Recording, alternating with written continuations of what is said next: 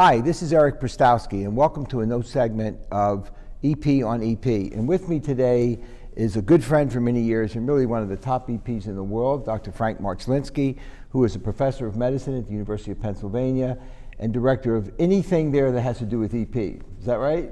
That's fair. Fair?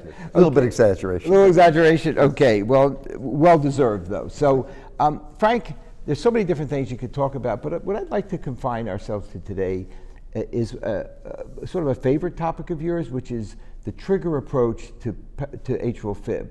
And I think it would be good for everyone to sort of know what you mean by trigger approach, because we'll use that as a starting point. Yeah, good. Well, first of all, thank you. Thank you for having me. But we all started with the idea that we could mimic the surgical maze procedure. And we were thrilled when Hassager and colleagues demonstrated that you could identify triggers originating from pulmonary veins. Got very excited about it.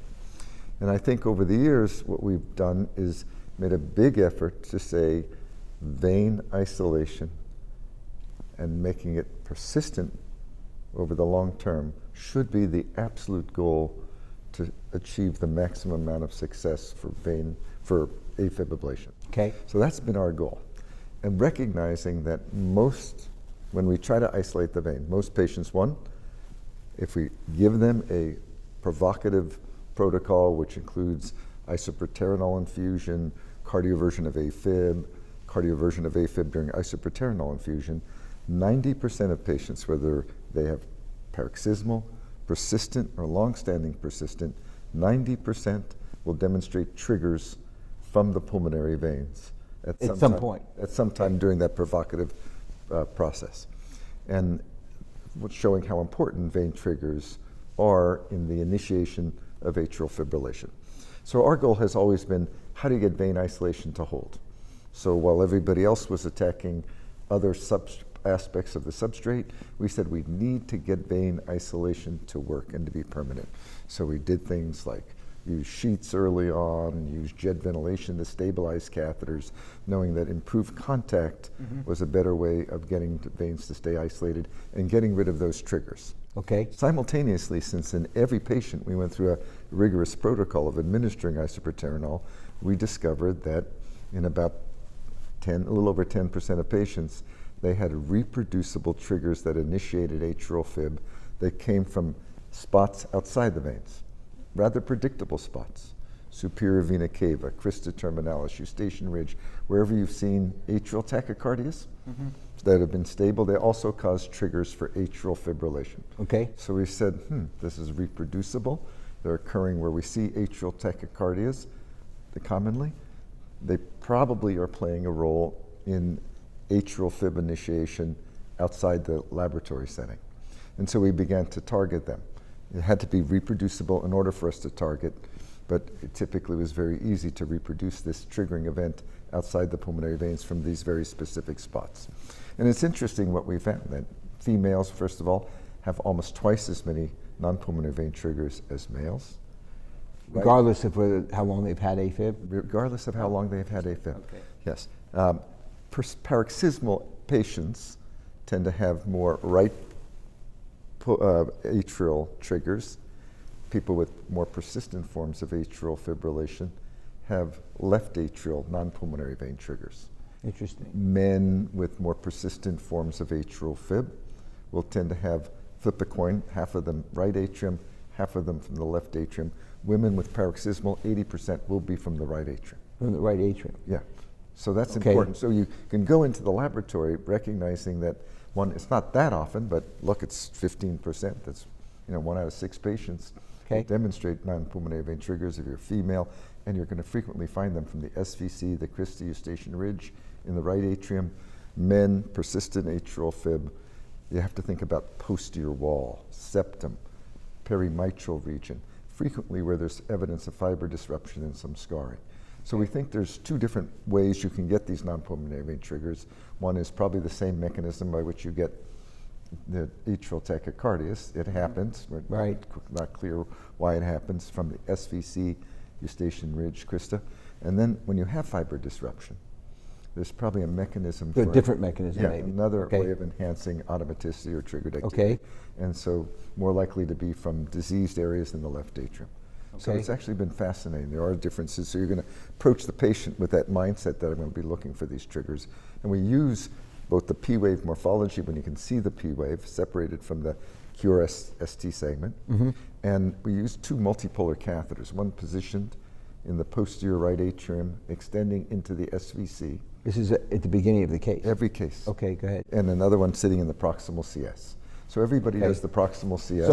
So We have a basically second- you're assuming that those could be the hotbeds, so you're kind of waiting for them so you'll Yep. have something to record. And we've developed algorithms for looking at, when we can't see the P wave, looking at this intracardiac activation, Okay. timing and sequence to then judge whether it's from the eustachian ridge, whether it's from the posterior wall of the left atrium.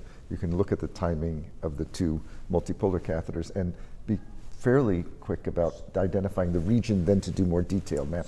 So let's take, for our audience, let's take you quickly through a case. So it's, Yep. let's say it's a paroxysmal, they come in the lab, and they're not an AFib at that moment. Yep. Can you just quickly walk us through your steps? So will you isolate the veins first, or will you first do a maneuver? Yeah, well, we have the experience in doing the maneuver, and it's pretty much consistent. We try to administer isoproterenol and see if we can provoke either a pulmonary vein trigger. We'll feel more confident that isolating the veins Okay. will be helpful in these patients. And in a small percentage of patients, we find only a non-pulmonary vein trigger. Now, it's not that common. Okay. But 4 or 5%, maybe actually a little bit less, it's 3%. Okay. Let's look at it. We'll have only a non-pulmonary vein trigger. They're going to typically be a younger patient, not uncommonly a Are female. they typically on the right, or could they be Typically anywhere? on the right. Typically on the right. Yeah, I mean, occasionally we'll see some isolated Okay. trigger from the left. But So I'm going to interrupt you one second.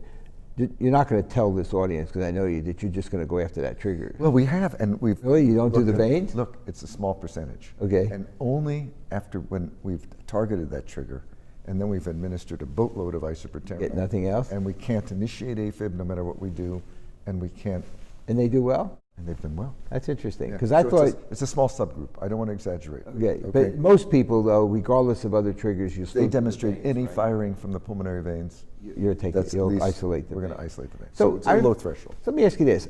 I remember, I was fascinated by a study you did years ago where you learned so well where they came from, you actually, even if they didn't have a trigger there, you also ablated an area where you know triggers come from. Right. Do you still do that, or was that just for the Well- research study? Well, we did it for the research study.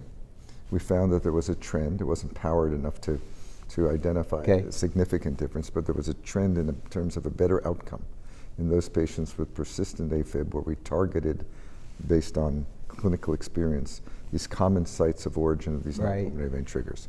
So, in our patients where we go in and we do a repeat procedure and they've had recurrences, Right. we will, one, always check for vein reconnection. So let's and we stop you know- there just a second. So let's say, because I'd like to take you through this. So Yeah. they've come back, you check for veins, and the veins are clear. Yep. I mean, they're isolated. I didn't mean clear. Next step then. Yep.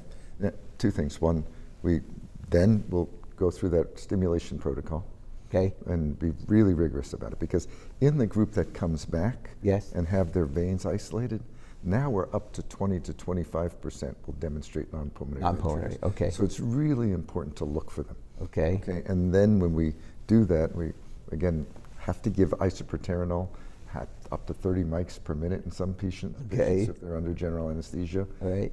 associated with you need to support their blood pressure with some neosynephrine during the administration. Okay. But you can get to that dose. You also need to, in some people, initiate AFib and then infuse 6 mics of isoprolol and cardiovert. But you'll see then reproducible triggers. Then you go after those And triggers. we'll go after those triggers based on the ECG morphology, when we can see the P wave and these intracardiac activation patterns.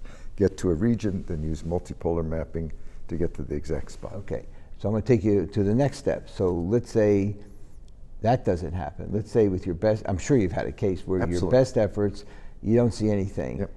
Do you close up, or do you just sort of go to areas you didn't ablate Yeah. before and just figure that must be an area? What do you do? What we try to now, we've been in the process of ironing out a detailed protocol, because I think a lot of this stuff you should do based on a study protocol when you don't know the right answer. Okay. So our study protocol is one where we're getting it through our IRB, but we're going to randomize patients to either empiric non-pulmonary vein common sites of origin of non-pulmonary vein triggers, or isolate the posterior wall Okay.